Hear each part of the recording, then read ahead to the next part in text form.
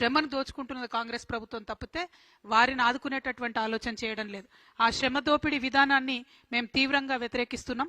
ఆర్టీసీకి లేబర్ చట్టాలు ఖచ్చితంగా వర్తిస్తాయి, వర్తింపజేయాల్సిందే.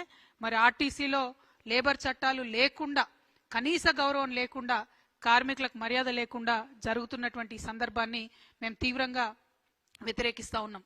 మరి దుగ్గు రాజేందర్ గారని ఆర్టీసీ నాయకులు అనేక మందిని ఏదైతే ఈ ప్రభుత్వం పోయిన బీఆర్ఎస్ ప్రభుత్వంలో ఇప్పుడు ప్రభుత్వంలో కూడా అన్యాయంగా ఏదైతే కార్మికులను తీసివేయడం జరిగిందో పనిలో నుండి, వారిని తిరిగి పెట్టడం కోసం జాగృతితో కలిపి ఉద్యమాలు చేస్తున్నటువంటి నాయకుడు.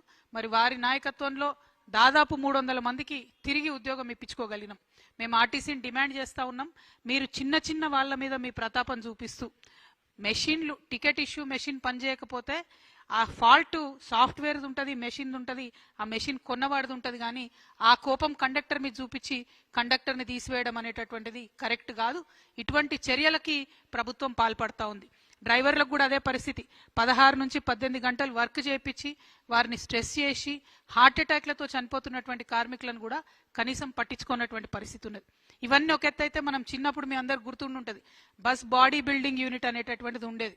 ఆ బస్ బాడీ బిల్డింగ్ యూనిట్ని బీఆర్ఎస్ హయాంలోనే ఆ మొత్తం కూడా బస్ బాడీ బిల్డింగ్ని కర్ణాటకలో దవన్గిరి ప్రాంతానికి తరలించడం జరిగింది. అప్పటి నుంచి ఇక్కడ మన దగ్గర ఉండే 2 బస్ బాడీ బిల్డింగ్ యూనిట్లు కూడా మూతపడినటువంటి పరిస్థితి. ఉప్పల్ ఒకటి, మియాపూర్ ఒకటి, 2 కూడా మూతపడినటువంటి పరిస్థితి. అంటే ఆర్టీసీ ఏదైతే స్వతంత్రంగా వాళ్ళకుండే ఇంజనీర్లతో, బయట నుండి తెచ్చుకున్న ఇంజనీర్లతో కట్టేటటువంటి బాడీని కూడా కంప్లీట్గా నిర్వీర్యం చేసినటువంటి పరిస్థితి. ఈ సంస్థలో మరి ఎన్నికల మేనిఫెస్టోలో పేజ్ నెంబర్ 14లో పెట్టింది కాంగ్రెస్ ప్రభుత్వం, మేము విలీనం చేసుకుంటామని. కానీ ఇంతవరకు కూడా వాళ్ళతో మాట్లాడతలేనటువంటి పరిస్థితి. పాపం కార్మికులు వేచి చూసి సమ్మె అనౌన్స్ చేశారు, సమ్మె నోటీస్ ఇచ్చారు. సమ్మె నోటీస్ ఇస్తే ఆర్టీసీ ఎండీ గారు రాలేదు. కానీ సిపిఐ రాష్ట్ర కార్యదర్శి కూనంనేని సాంబశివరావు గారు, కోదండరాం సారు, దేవరకద్ర ఎమ్మెల్యేలు రామ్మోహన్ రెడ్డి గారు, మసూదన్ రెడ్డి గారు చర్చల్లో పాల్గొని త్వరలోనే పరిష్కారం చేస్తాం, ఇండియా పాకిస్తాన్కి యుద్ధం అవుతుంది, వార్ అవుతుంది, మీరు బంద్ చేయను అని చెప్పారు. అంటే బంద్ పెట్టారు. కానీ ఆ తర్వాత ఇప్పటి వరకు ప్రభుత్వం మళ్ళీ వాళ్ళని పిలవలేదు, మాట్లాడలేదు. కార్మికుల సమస్యలు మాత్రం ఎక్కడ వేసిన గొంగళ్ళే అక్కడే అన్నట్టు ఉంది. కాబట్టి తక్షణమే ప్రభుత్వం దీని మీద దృష్టి పెట్టాలని చెప్పి నేను కోరుతా ఉన్నా. ఇక మేము జనం బాటలో తిరిగినా మామూలుగా పొద్దునుండి సాయంత్రం వరకు మాకు మహిళలు ఇంటరాక్ట్ అయ్యేటటువంటి వాళ్ళు చెప్తున్నది ఒకటే మాట, అసలు ఎవరి కోసం పెట్టిండ్రు ఫ్రీ బస్సు, ఎందుకోసం పెట్టిండ్రు, మాకు ఆత్మగౌరవం లేకుండా చేస్తున్నారు, మాకు ఇబ్బంది కలుగుతున్నది, ఈ ఫ్రీ బస్సు పెడితే బస్సుల సంఖ్య పెంచండి అని మహిళలు ఒక పక్క మాట్లాడుతున్నారు. ఇంకొక పక్క వికలాంగులు మరి మాకెందుకు ఫ్రీ ఇవ్వరు ఈ బస్సులో, ఎందుకంటే ఫ్రీ బస్సులు పెట్టి ఓవర్లోడ్ అయిన బస్సులు ఏ ఒక్కటి కూడా బస్ స్టాప్లో ఆగకుండా దూరం ఆగుతున్నాయి, వికలాంగులు ఎవరు కూడా ఎక్కిపోయే పరిస్థితి లేదు, వికలాంగులకు కూడా ఫ్రీ బస్ ఇవ్వాలని చెప్పి నేను కోరుతా ఉన్నాను. అట్లానే మహిళలకు ఫ్రీ బస్ స్కీము 48 గంటలు అమల్లోకి తీసుకొచ్చామని గొప్పగా చెప్పుకుంటుంది ఈ ప్రభుత్వం. కానీ వారు నేను ప్రశ్నిస్తా ఉన్నా, అసలు మీరు ఆర్టీసీకి ఎంత పేమెంట్ చేసిర్రు? నెలకు 300 కోట్లు ఇస్తామని చెప్పి ఒక ఎస్టిమేట్ చేసి చెప్పిండ్రు ఫస్ట్లో. కానీ ఇప్పుడు ఆక్యుపెన్సీ రేట్ ఎంత పెరిగిందంటే కనీసం 600 కోట్లు నెలకి ఇవ్వాలని చెప్పి కార్మిక సంఘాలన్నీ కూడా డిమాండ్ చేస్తూ ఉన్నాయి. ఆ పేమెంట్ ఎంత చేసిండ్రు, దానికి సంబంధించి వివరాలు ఒక శ్వేతపత్రం ఇవ్వాలని చెప్పి నేను ప్రభుత్వాన్ని డిమాండ్ చేస్తూ ఉన్నా. ఇక బీఆర్ఎస్ ప్రభుత్వంలో ఉన్నప్పుడు జరిగిన అన్యాయం ఏంటంటే 52 రోజులు సమ్మె చేసిన 33 మంది కార్మికులు చనిపోయినా ఆ తర్వాత యూనియన్లు రద్దు చేసిరు తప్పితే ఆ సమ్మెలో జరిగినటువంటి ఏ అంశాల పట్ల కూడా కార్మికుల పట్ల సానుకూలంగా స్పందించలేదు. ఆనాడు యూనియన్లు రద్దు అయితే కాంగ్రెస్ ప్రభుత్వం చెప్పింది మేము రాగానే యూనియన్లు పునరుద్ధరిస్తామని చెప్పి. ఇప్పటి వరకు కూడా యూనియన్స్ లేవు కాబట్టి ఎట్లా పడితే అట్లా ఎంప్లాయీస్ని తీసేస్తున్నా కూడా అడిగేటటువంటి పరిస్థితి లేదు. కాబట్టే ఆర్టీసీ కార్మికులందరూ కలిసి మరి 24వ తారీఖు నాడు చెలో సెక్రటేరియట్ అనేటటువంటి కార్యక్రమం పెట్టిండ్రు. ఆర్టీసీ జేఏసీ ఇచ్చినటువంటి ఆ చెలో సెక్రటేరియట్ అనే కార్యక్రమానికి మేము సంపూర్ణంగా మద్దతు పలుకుతా ఉన్నాం, తెలంగాణ జాగృతి నండని ఈ సందర్భంగా తెలియజేస్తా ఉన్నాం. మరి అదేవిధంగా ఆర్టీసీ కార్మికులు పాపం వాళ్ళు పొదుపు చేసుకునే డబ్బు ఉంటుంది, అది కూడా ఇస్తలేరు. రిటైర్మెంట్ అయినటువంటి వాళ్ళు ఎవరిని కూడా వారికి కూడా ఇంతవరకు బెనిఫిట్స్ ఇస్తలేరు. నిన్న మేము మహిళల కోసం ధర్నా చేద్దామని ప్రజాభవన్కి పోతే అక్కడ ఆర్టీసీ కార్మికులు రిటైర్డ్ ఎంప్లాయీస్ అందరూ వచ్చారు. ఎందుకంటే ప్రభుత్వం నుండి ₹1 కూడా వస్తలేదు, మాకు డబ్బులు ఇవ్వాలని చెప్పి వాళ్ళు అడుగుతూ ఉన్నారు. సో అల్టిమేట్గా మేము ప్రభుత్వాన్ని కోరేది ఒకటే, మీరు ఈ సంస్థను నిర్వీర్యం చేసే ప్రయత్నంలో ఒక కొత్త మిష పెట్టుకొని ముందుకు వచ్చారు. ఏంటిది, సిటీ బస్సులు 2800 తిరుగుతుంటే పొల్యూషన్ అవుతుంది కాబట్టి ఎలక్ట్రిక్ బస్సులు ఇన్వాల్వ్ చేస్తామని చెప్తున్నారు. ఓకే, సంతోషం, ఎలక్ట్రిక్ బస్సులు పెడుతున్నారు. కానీ గమ్మత్ ఏంటంటే ఆ ఎలక్ట్రిక్ బస్సులను ప్రభుత్వం కొంటలేదు, కేవలం అద్దెకు తీసుకుంటుంది. అద్దెకు తీసుకునే ఈ బస్సులకు వాళ్ళ కిలోమీటర్కి ఇంత అని చెప్పి యాజమాన్యాలకు డబ్బులు చెల్లిస్తున్నారు. ఇంకొక పక్క మన ఆర్టీసీ బస్ డిపోలను ఖాళీ చేసి ఎలక్ట్రిక్ బస్సులకు సపరేట్గా డిపోలు ఖాళీ చేసి ఇస్తున్నారు. అక్కడ ఏం జరుగుతుంది? ఆ డిపోలలో వాళ్ళు మన కరెంట్ యూజ్ చేసి ఛార్జింగ్ పెట్టుకుంటారు. అంటే కరెంటు బిల్లు మనమే కడతాం, ఉల్టా ప్రైవేట్ వాడికి కిరాయి మనమే ఇస్తాం. బస్సు కూడా ఆర్టీసీ ఆస్తి కాదు. ఇవన్నీ ఒక ఎత్తు అయితే ఆ బస్సు నడపడానికి డ్రైవరు, ఆ బస్సులో ఉండే కండక్టరు, ఆ మెకానిక్లు అందరూ కూడా అవుట్ సోర్సింగ్లో తీసుకుంటా ఉన్నారు. అంటే వాళ్ళు మన పిల్లలే, అవుట్ సోర్సింగ్ ఎంప్లాయీస్తో మాకు ఇబ్బంది లేదు. కానీ వారు ఆర్టీసీ ఎంప్లాయీస్ అయితే ఒక బరువు ఉంటుంది, ఒక బాధ్యత ఉంటుంది, ఒక ట్రైనింగ్ ఉంటుంది, ఒక రెస్పాన్సిబిలిటీ ఉంటుంది. అది లేకుండా అవుట్ సోర్సింగ్లో తీసుకున్నారు.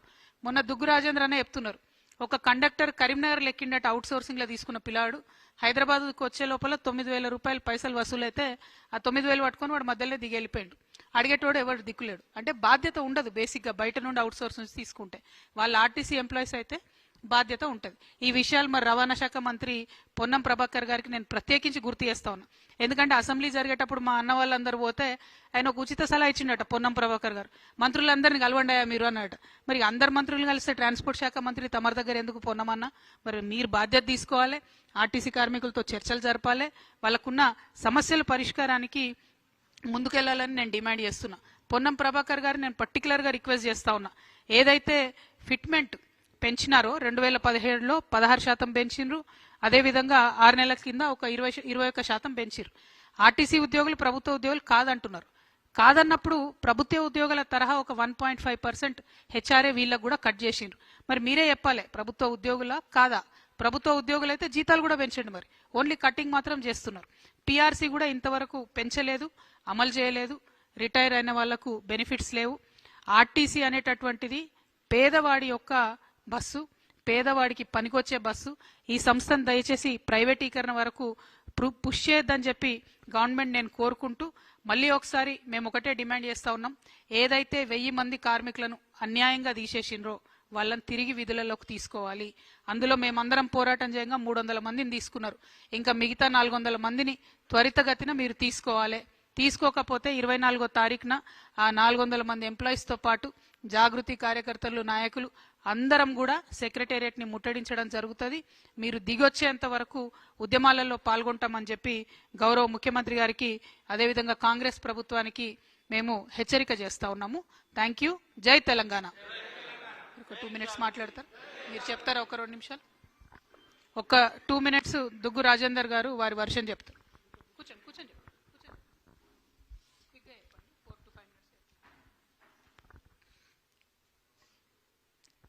ఈ పత్రికా సమావేశం వచ్చినందరికీ, పాత్రికేయులకు, తర్వాత నాతో పాటు కూర్చున్నందరికీ నా యొక్క నమస్కారములు. ముఖ్యంగా ఏంటంటే నేను ఒకటే నిమిషం చెప్తానండి. ఇప్పుడు ఈ రోజు ఏంటంటే తెలంగాణ ఆర్టీసీ అనేటువంటిది పూర్తిగా సంక్షోభంలో ఉన్నది.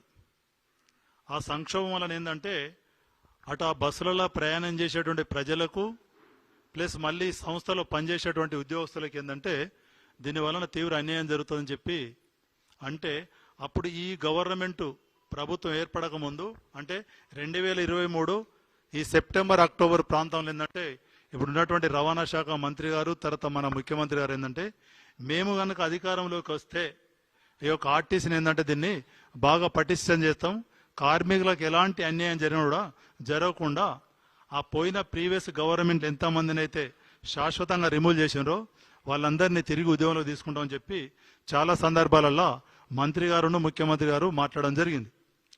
ఇక దాని మీద ఏంటంటే పోయిన ప్రీవియస్ గవర్నమెంట్లో దాదాపు ఏంటంటే చిన్న చిన్న తప్పులతోని దాదాపు ఒక 1000 మందిని శాశ్వతంగా రిమూవ్ చేశారు.